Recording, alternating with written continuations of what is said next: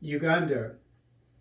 NGO files complaint against insurer of Uganda's 1,443-kilometer pipeline. On Tuesday, February 7, 2023, U.S. NGO Inclusive Development International, IDI, and 10 unidentified Ugandan and Tanzanian environmental NGOs filed a complaint with the Organization for Economic Cooperation and Development, OECD, against New York-based insurance broker Marsh for agreeing to obtain insurance for the East African Crude Oil Pipeline, EACOP. The complaint alleges that Marsh is violating human rights and the environment. Without insurance, construction on the EACOP cannot proceed.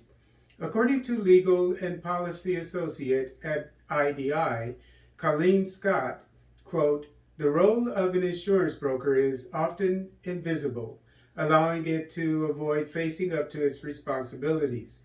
Marsh's role, however, deserves close scrutiny because, despite widespread opposition and overwhelming evidence that the project will be a disaster for Ugandans and the planet, it is allowing the EACOP project to go ahead," unquote.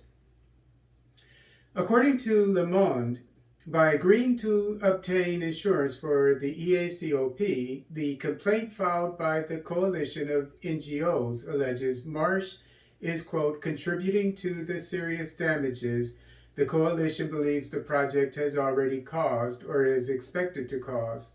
Listed among them are the inappropriate land acquisition processes characterized by a lack of prompt and adequate compensation, harassment, intimidation, and arrest of farmers, NGO members, and critical journalists, and threats to natural resources that people depend on for their livelihoods, including the risk of oil spills affecting freshwater resources, or increased CO2 emissions that will bring the world closer to a climate catastrophe," unquote. This is the first complaint of its kind involving an insurance company. Although the decision reached by the OECD is not legally binding, failure to abide by the wishes of the OECD can harm the international reputation of Marsh. In an official statement, Marsh claims that it is, quote, "committed to helping businesses develop low-carbon business models and manage risks associated with the transition from fossil fuels to renewable energy.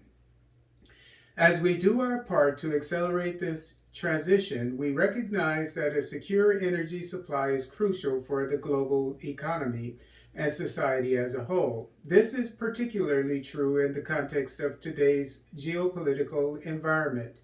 We believe all communities are best served by working with operators of clean energy assets to accelerate progress to a lower carbon world, and with traditional energy clients to enable them to manage the risks associated with current projects and make the transition as quickly and responsibly as possible," unquote. The OECD has 3 months to decide if the complaint is justified, at which time it will try to get the two involved parties to come to an agreement. Drilling at the Kingfisher oil field in the Kikuube district began last month. Uganda plans to start construction on the 1,443-kilometer pipeline this year.